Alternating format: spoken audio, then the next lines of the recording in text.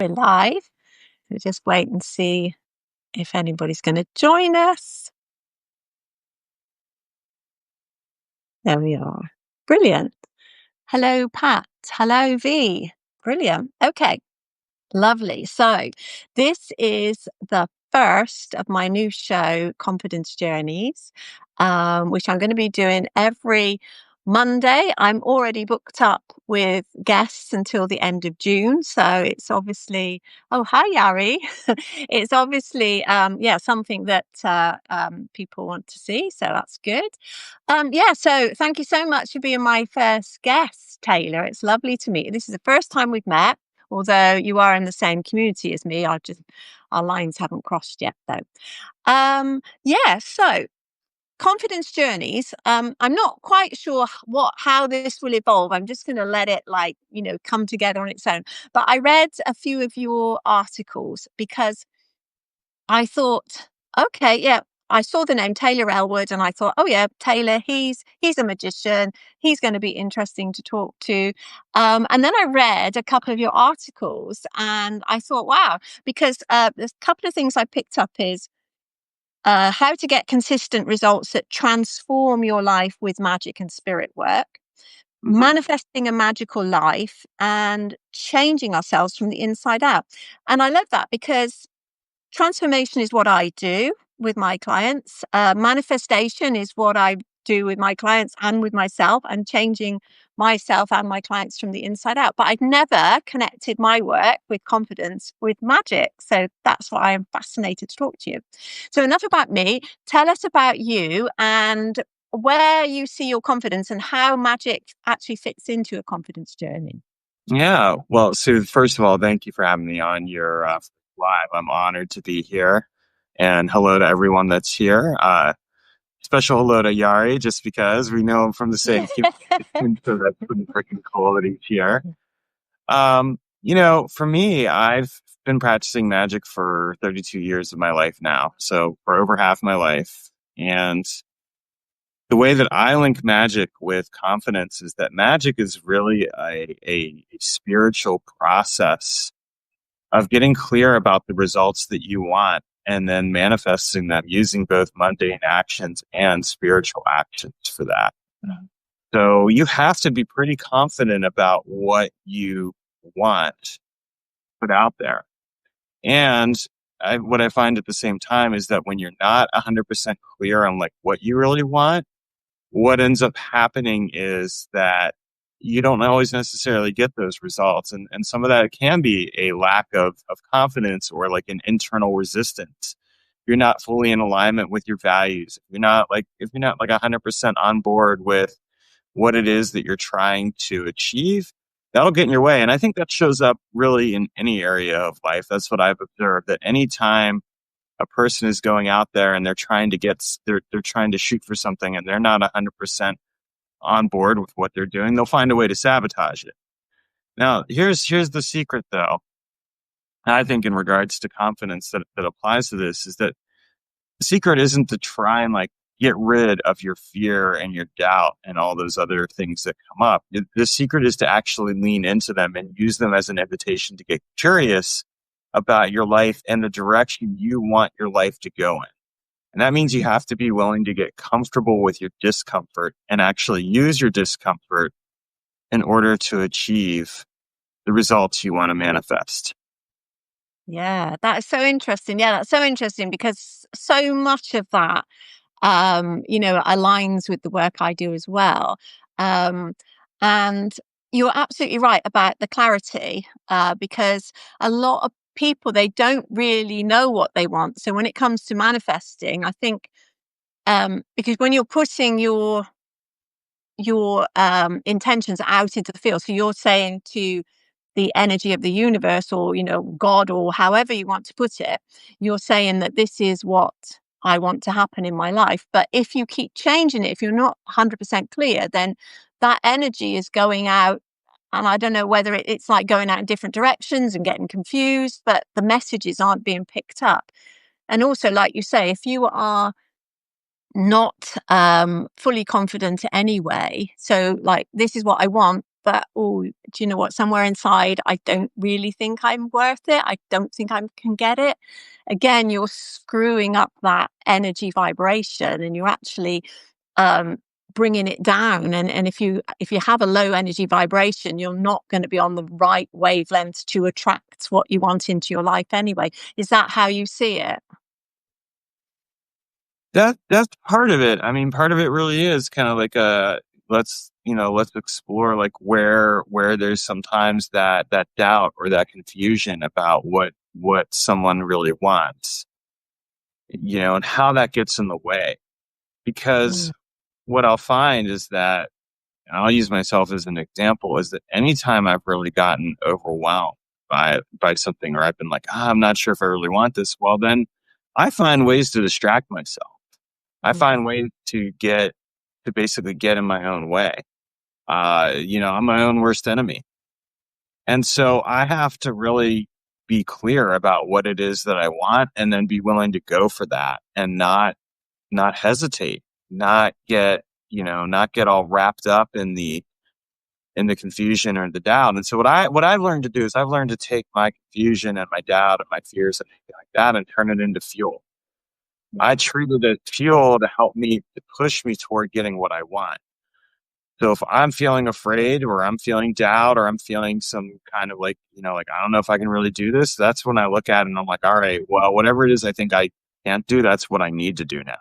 And I actually use it to push me toward doing it, because really at the heart of a lack of confidence it's really about survival.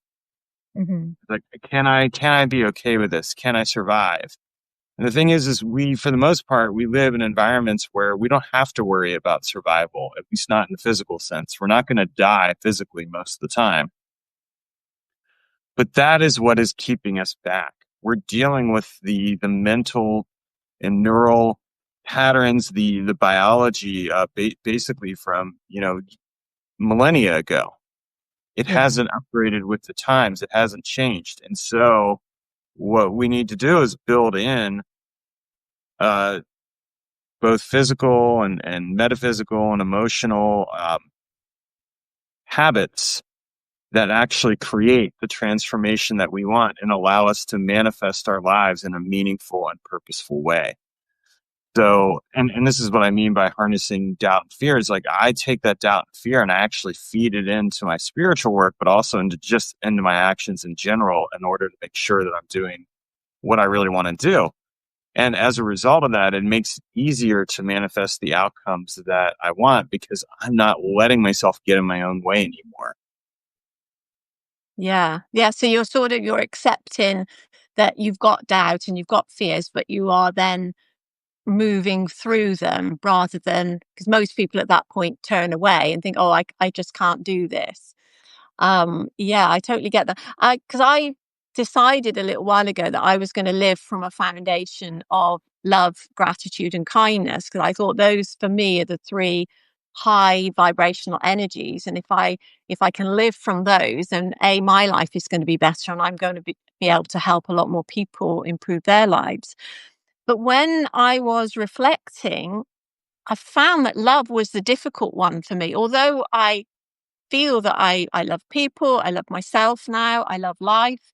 But there was still that little bit, like when I was reflecting on it and like meditating, I could feel something in me that was, I think, resistance.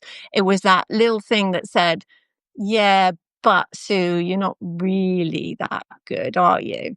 Um, and that harps back to childhood and old patterns, etc. So I had to, release that before I could move on. And I think this is where where they, what helps people is to do a lot of self reflection and start to untie the knots that they've got inside them. That's how I look at it. And when I work with clients, I'm like looking for the threads that I can pull on, and let's undo that. And this goes a bit deeper than you think it does. So would you say that you have always been confident then, or have you had to build your confidence up yourself? So I've definitely had to build my confidence up. I mean, I haven't always been confident, and I don't. I don't know anyone that is always confident. I think sometimes what I observe is that about myself and what I observe about other people is that sometimes it's really easy to put on a show of confidence. But there's a real difference between performative confidence and Mm. confidence that is actually real and embodied. Performative confidence is I'm going to make a lot of noise. I'm going to try and puff my chest up. I'm going to try and look a certain way. And I'm going to hope that nobody sees that I'm actually really insecure and anxious and all these other things. Whereas grounded confidence, confidence that is present, is embodied. It's something where it's felt through the actions. It doesn't have to be spoken to as much as it's just felt and embodied. And what I've really discovered is that my confidence is based in the acceptance of who I am in the moment. Being able to acknowledge that I'm feeling some fear or some anxiety around something doesn't make me less confident. It actually makes me more confident because I'm able to acknowledge that and then integrate it and incorporate it instead of continually trying to push it down, which is what I see happen so often Mm. for many people. It's like, oh, I got to push it down and then I'll be more confident. Well, no, actually, all you're doing is creating a cycle where you're pushing something down and then it comes back up and it's stronger and stronger and it's getting in the way of what you want to do. So Yeah. effective action taking is really informed by the acceptance of what of your whole experience, not trying to push it down, but actually accepting the whole experience and then turning that into something that actually motivates you and empowers you. Mm. Yeah. So how are you using magic then? Well, the way that I use magic is that when I'm going for something that I really want and I do feel those emotions come up, I take those emotions and I basically turn them into fuel. I feed them into the desired result that I want to get. And I might use like a technology like create like what's called a sigil. So a sigil is basically a symbol that represents the desired result that I want to manifest. I'm taking those emotions, that fear, that anxiety, whatever else, and I'm putting that into the symbol and feeding it that way. So instead of allowing it to occupy my mind and my emotions and all that, I'm actually turning it into something that's useful, that helps to manifest the desired result. And so if I start to feel some emotions come up or something that's getting in the way of me being confident, then I just visualize that symbol and I put those emotions toward that, directing them that way. And at the same time, using them to again inspire the actions I need to take because, you know, this isn't, I'm not going to get the reality I want unless I'm willing to take action. And action occurs on many different levels. Action can be choosing to get up and get out that door and go do whatever it is you need to do that day. And action could also be, burning a candle and visualizing that symbol and feeding that energy into it. All of these things have validity and they can all come together in a process that allows for an effortless manifestation of the result. And the key thing to keep in mind is that when something is getting in your way, take a moment and like really figure out what that is. Mm. Give yourself a little space to figure it out. And then once you figure it out, get clear on it. Like, can I get into alignment with it? A large part of my spiritual practice is what I call inner alchemy. So it's about transforming yourself from the inside out.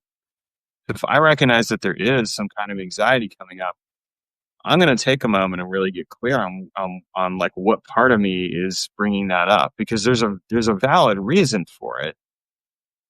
And I don't want to just dismiss that out of hand. And a lot of times it might be messaging like, I'm not good enough or something like that. Stuff like old trauma patterns, right? Because how often do we find that we have those patterns of I'm not good enough or something like that? Well, we can transform those patterns. And magic is one way to do that. And take that not good enough wound. And really, the parts of us that bring that stuff up, what they want is they want to be seen. They want to be understood. They want to be recognized. And what they're doing is they're trying to protect us. They're trying to protect us from ourselves. And they're trying to protect us from the situation. they're just outdated. At one time it worked, maybe, kinda, but it doesn't really work. But if we take the time to see and understand them and transform our relationship with them, then we can free up that energy and we can put that energy toward the result that we want to manifest. And that ends up creating a pathway that makes it a lot easier to create the results that we want. I like to call it the path of least resistance, because what we're doing is we're clearing the resistance out and making it a lot easier to actually manifest what we want. But that means that we have to actually do that inner work. And that's where I think actually people get really uncomfortable, because it means, oh, I got to take a good hard look at myself and see the area, see that part of me that, maybe that little boy or that little girl that's like, I'm not good enough. Mm. Okay. There's some shame there. Let's work on that. Let's heal that. And all of that work can be done. And certainly magic is one part of it. I also have another Substack, so I'll just mention that to other folks, called Men's Mysteries, because I do a lot of work with men on facilitating their kind of their inner reality and helping them to work through the kind of stuff that gets in their way. And there's this idea that I think a lot of times with men, where it's like, oh, well, men, they have to be the provider, everything else. Well, a huge part of that too is that they're usually dealing with a lack of confidence there. So it's really important to help them unpack that. And so this kind of facilitation, this idea of being seen and understood, is something that is at the root of every person out there. There's nobody I know that doesn't want that. Mm. Definitely, definitely. And that, I mean, that's really good work you're doing with the men's mysteries, because I think, women get the women do get a lot of support, because women are more likely to say they've got a problem. Women like to talk about their problems. They show their emotions a lot more, whereas men have been brought up in most cases to be told you've got to, like you say, be the provider, be the man of the house, be the strong one. Men don't cry, etc., etc. All the things that we've been brought up with, and so men have this inner belief that they've got to hide any issues, because if they show any problems, then they must be weak. And although we can say it's good to talk, men can cry, and all of this, but it's still that belief that's inside, and it's that needs to come out. So words don't always cut through it. um you have to release those trapped emotions. So it's great work that you're doing, because I do think there is a lot more support for women than there is for men. And I know it is changing, but I think that is the case from what I've seen anyway. I mean, most of my clients are women, and that's not through choice. It's just that more women are willing to come and talk to me than men. But then maybe men prefer to speak to men. I don't know. So, Well, here's what I find. There's healthy embodied masculinity, and then there's unhealthy immature masculinity. Healthy embodied masculinity, men have relationships with each other. They are connecting with each other. They are talking. They're doing other things as well. Like, I mean, I've with Sacred Sons, I've gone into the ring and done what's called sacred combat. And it's not Fight Club, but it's two men that might go and box each other for a little bit. And they're not doing it to mess each other up. They're doing it to connect. wow. It's the same thing with martial arts, because I practice Kung Fu. And so it's the same Yeah. kind of thing. It's that connection.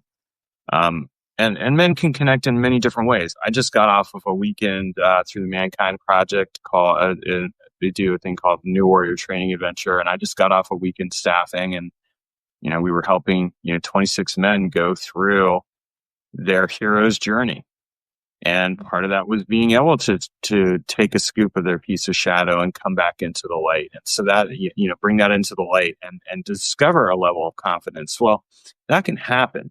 And men do have those resources available to them. But a lot of men are caught up in this idea of lone wolfing their way through life. And they go into what I talked about earlier, performative confidence.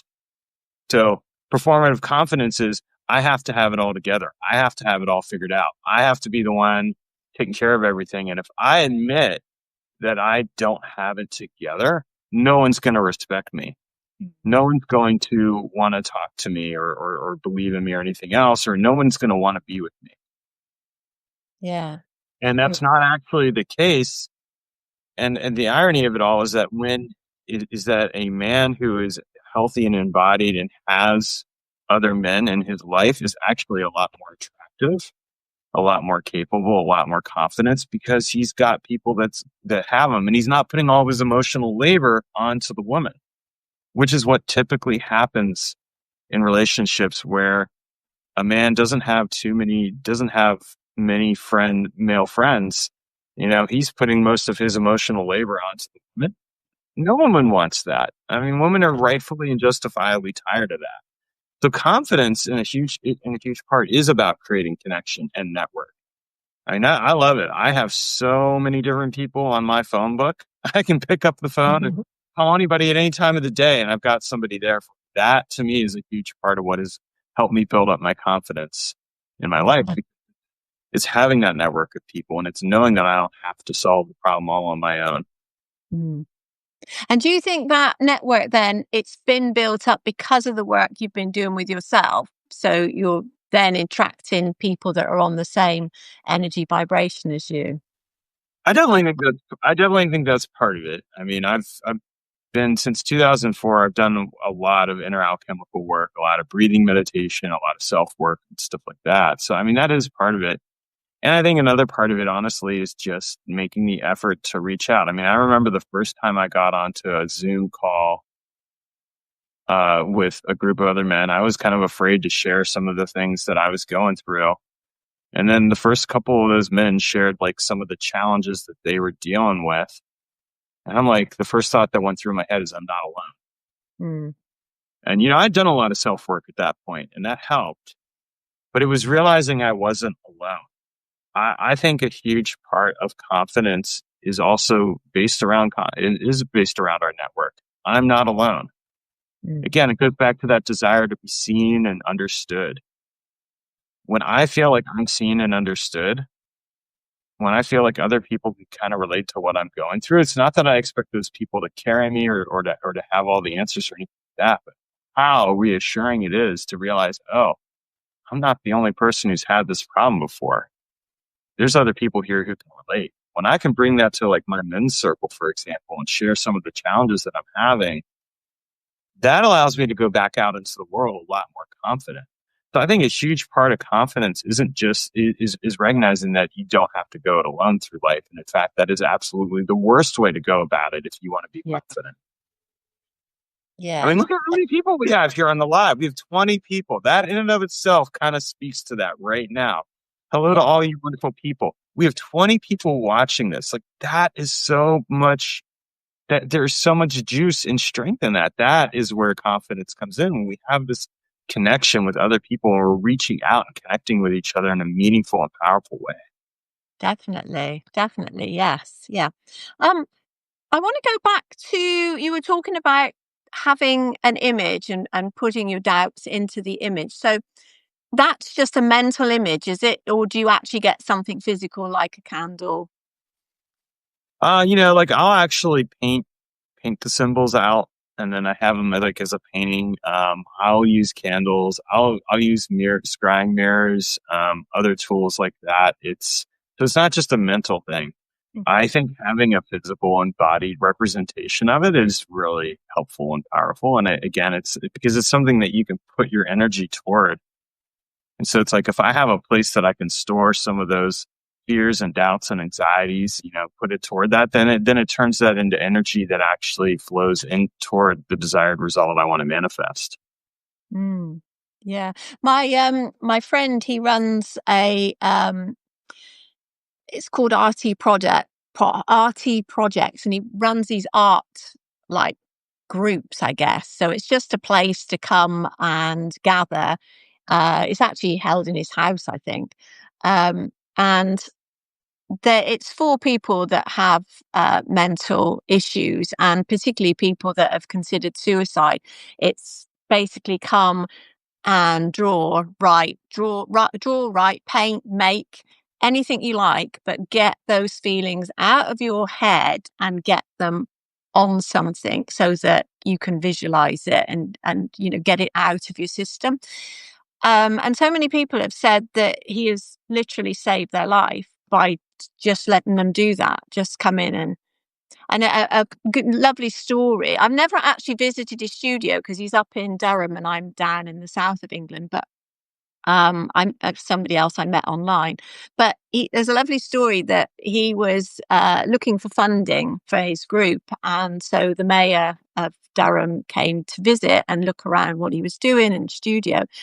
And the mayor said, "Is it okay if I talk to a few of your group?" And he said, "Yeah, if you can talk to them, they'll talk to you. It's not that they're human." So the mayor went up to this lady and she said, "Is this actually helping you?"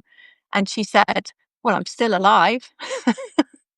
And that just sums it up basically for me, that the work he's doing. But yeah, so that is symbolism, like putting it into some sort of art craft, and just putting everything you're feeling out onto the paper.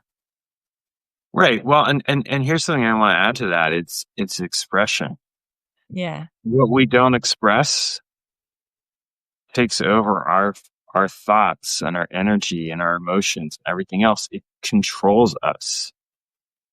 So the expression of it is a release and it is a way to allow us to clear out what is not needed within us. Mm, I would rather express something than try and keep it in. It's not good for our health, for one thing. I mean, think about the physiological impact of holding on to emotions. There's a reason why, for example, men have so many heart attacks. They're holding on to their emotions in here. They're not letting them out. They're not releasing them.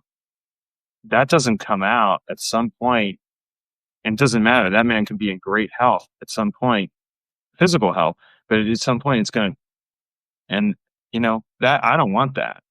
And so I think that from a metaphysical perspective, what we hold on to becomes lodged into our energetic being, and then that translates over into our emotional health and into our physical health. It'd be much better to release that, and there are ways to do it. And so, painting, writing, doing something else, but then also being able to create a clear linkage of where that emotion is going and flowing into it helps to transform that and alchemize that experience, and then it brings in that confidence. mm, I'm no longer holding on to the thing that is going to get in the way.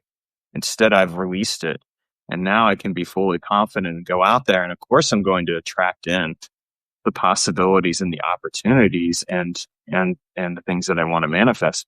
I'm not getting in my own way. mm. I've changed myself from the inside out.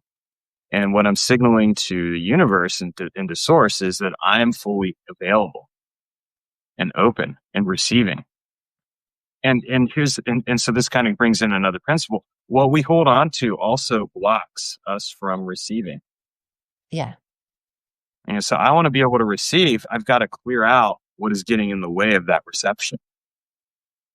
Yeah, I agree. Yeah, because when I work with people that have trouble with relationships and um, letting love into their heart and giving love back out again because they've been hurt in the past, and it's to me it's like they've put bars around their heart, and that's how I think of it, that you've got bars around your heart and these bars need to be removed because you are blocking love coming in and you're blocking love going out, and this is why you're feeling so bad at the moment. So I do a lot of work with that, and I think that's what happened to me because I went through like 3 bad relationships, and managed to come out alive in the end. But I had no confidence and I'd shut off love completely, for myself, for everybody else. And so I had to undo all of that by removing the bars off my heart. Um, Hmm.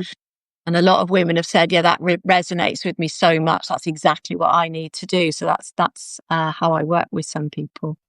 Yeah. I would say that that's actually the same experience for men as well. And so that again, right there, like speaks to like the power that this is universal. We all Yeah. want to be seen and understood. And a huge part of that is recognizing how we've put bars on our heart, that we've we put bars around that inner wild essence, the wild woman, the wild man, right? And like, it's like, I want to get out. I want to be let out. Yeah. Well, how do we do that? We need to provide outlets for that, and to give ourselves permission to unchain the wild one within us and be able to let ourselves be fully seen, heard, and understood. Mm. Yeah. So if somebody's watching this, and I'm sure out of the 22 people now we've got watching, there'll be somebody watching it, at least one person watching it thinking, well, yeah, I've got so many things that I want to do, but I just don't have the courage to step forward and do them because this is holding me back and my past and no time and da da da, all the excuses we bring up as to why we can't do all the things we want to do. And they might say, well, I've tried manifesting, but it doesn't work for me, which a lot of people say to me. So what advice would you give to somebody that's sitting here thinking, well, yeah, I would love to be like that, but I just can't? What would be their first step? Lean in, Yeah. lean into that discomfort, lean into that uncomfortable, or that what I call the comfortable discomfort. The comfortable discomfort is that settling for the status quo. Well, and the numbing of ourselves, right? Whether it's numbing yourself through alcohol or video games or whatever else it is, it's that Mm. settling for the comfortable discomfort instead of actually leaning in. The most successful people that I see in my life are people who are willing to lean into that discomfort, are willing to push themselves out of the status quo, and don't play small. They don't want to settle for a small life. They're Mm. willing to push themselves out. And of course it's not easy. It is terrifying and that thing, but the more you lean in, the more momentum you build and the more confidence you get because you're like, oh, I can handle this. If I can handle this, then I can handle that. And if I can handle that, then I can handle that. It gets easier and easier. So lean in to the discomfort, lean in and push yourself out of the status quo of your life. Stop playing small. Yeah. So, what we're saying, Ashley says, driving on uncertainty and uncomfortability. Yes, definitely. Thank you. Yeah, if there are any questions or any comments, please put them in the chat. And if you've got any questions for Taylor, please ask them before we finish off. But while we're seeing if anybody does want to ask anything, is there anything that you wish I'd asked you and I haven't? Standard podcast question.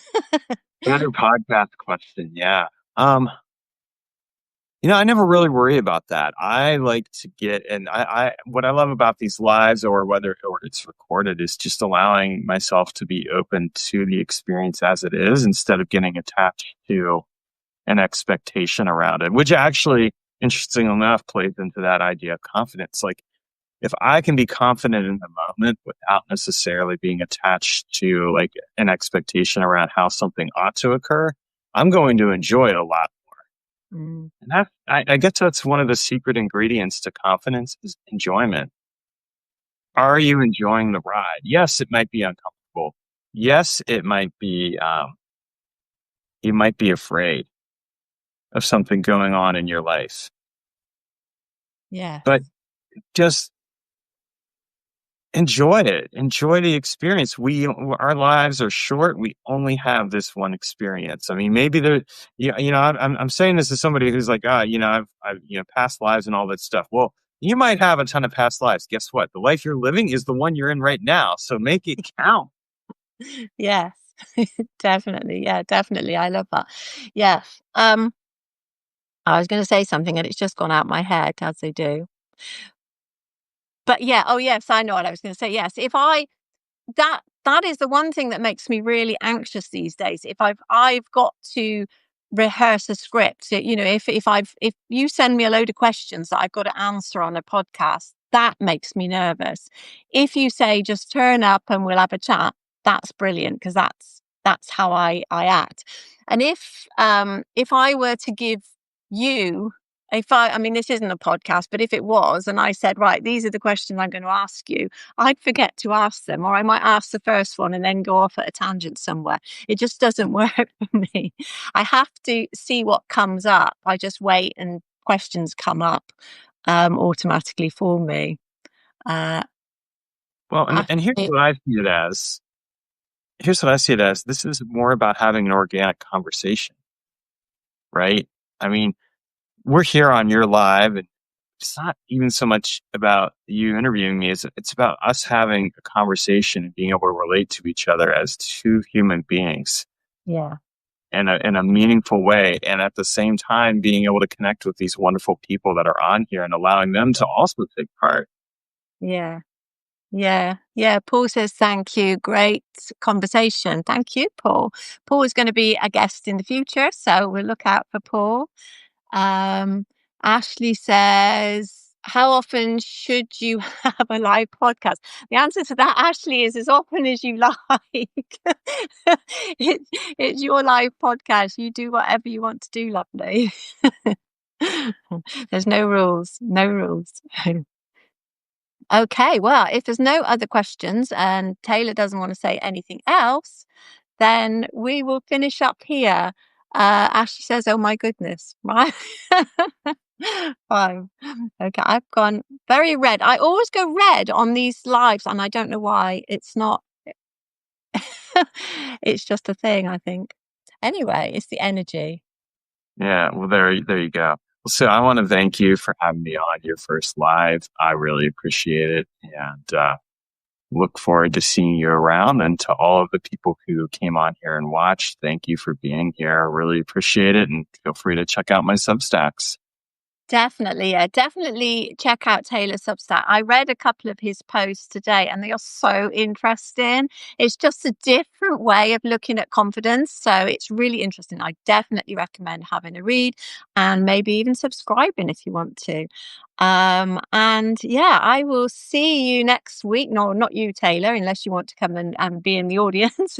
But I will see everybody next week. But thank you so much for coming to my first show and come back next week. And thank you, Taylor, for this lovely conversation. I've really enjoyed it. Thank you. And I will see you again in the future.